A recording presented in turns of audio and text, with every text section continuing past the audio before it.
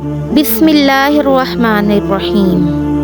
मोहतरम सामईन व नाज़रीन, अस्सलामु अलैकुम। आज मैं आपको जो वाक़या सुनाने जा रही हूँ वो एक ऐसे नबी का है जिनको अल्लाह ताला ने मुर्दे को ज़िंदा करने का मौजज़ा दिया था।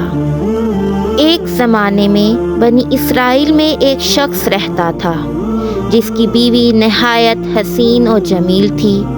ये शख्स अपनी बीवी की मोहब्बत में इस कदर गर्क था कि वो अपनी बीवी के लिए कुछ भी करने को तैयार रहता था। जब वो औरत वफ़ात पा गई तो वो इसराइली बेहद गमगीन हुआ। उसने अपनी ज़िंदगी का एक बड़ा हिस्सा अपनी बीवी के साथ गुजारा था और जब वो उससे जुदा हो गया तो उसके दिल की हालत इंतहाई दुखी हो गई। वो कई दिन तक उसकी कब्र पर बैठकर रोता रहा और इसके दिल में शकूक व शबाहत और बेचैनी का सामना होता रहा। इत्तफाक से हज़रत ईसा अलैहिस्सलाम का इस इलाके से गुज़र हुआ।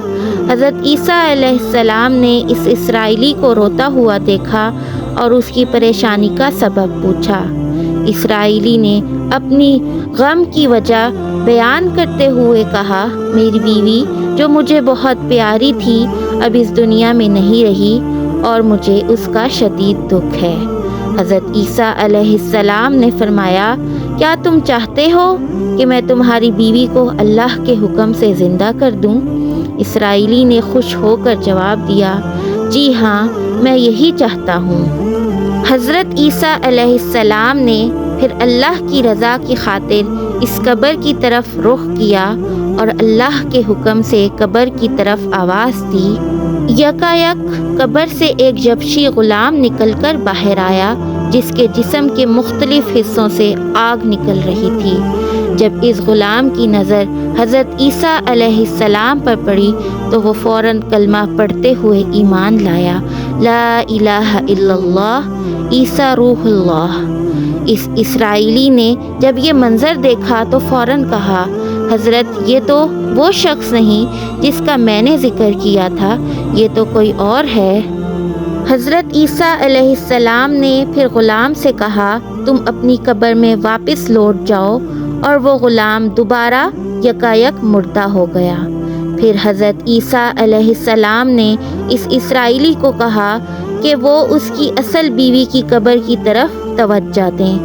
हज़रत ईसा अलैहिस्सलाम ने फिर कब्र की तरफ रुख किया और अल्लाह के हुक्म से आवाज़ दी, ए साहिबे कब्र, अल्लाह के हुक्म से ज़िंदा हो जा। फ़ौरन कब्र फट गई। उससे एक खूबसूरत औरत बाहर निकली जो अपने सर की मिट्टी को झाड़ रही थी। इस इसराइली ने औरत को देखते ही कहा, यही मेरी बीवी है, और हज़रत ईसा अलैहिस्सलाम के हुक्म से वो अपनी बीवी के साथ वापस जाने लगा। लेकिन एक अरसे से वो सोया नहीं था, इसलिए उस इसराइली को नींद का गलबा आ गया और वो बीवी के जानों पर सर रख कर सो गया। इतने में एक नहायत खूबसूरत शहज़ादे का वहाँ से गुज़र होता है। औरत इस शहज़ादे की शक्ल व सूरत और उसके हुस्न को देखकर उस पर दिल हार जाती है और उसके दिल की हालत काबू में नहीं रहती। इसके बाद वो अपने शौहर का सर जानों से नीचे रखकर शहज़ादे के सामने जा पहुंचती है और शहज़ादे के दिल में भी इस औरत की मोहब्बत पैदा हो जाती है। शहज़ादा औरत को अपने घोड़े पर सवार करके ले जाता है।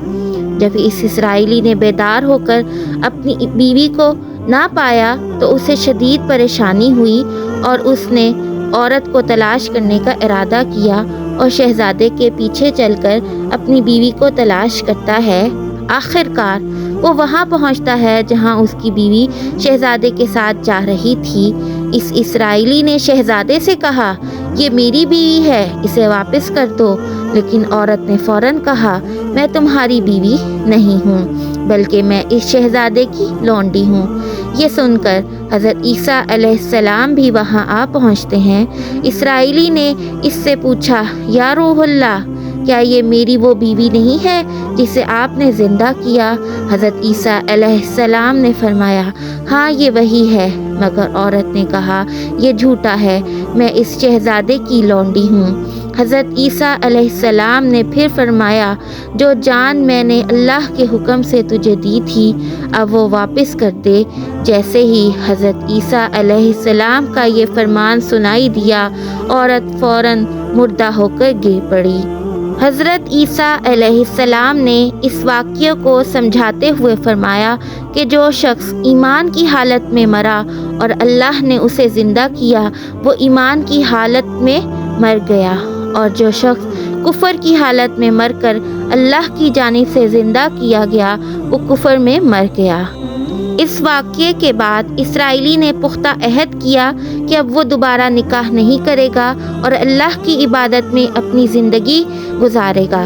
وہ میدانوں کی طرف نکل گیا اور وہاں اللہ کی عبادت میں مشغول ہو کر اس نے وفات پا لی۔ اس کہانی سے ہمیں جو سبق ملتا ہے کہ ایمان کی حقیقت اور نبی کے فیصلے میں سچائی اور اتباع ہی کامیابی کی راہ ہے۔ اللہ کے راستے پر چلنا ہی، نبی کی تعلیمات کو اپنانا ہی انسان کی فلاح اور کامیابی کا ضامن ہے۔ اللہ ہمیں اپنی ہدایت اور ایمان کی پختگی کی توفیق دے، آمین۔ جزاک اللہ۔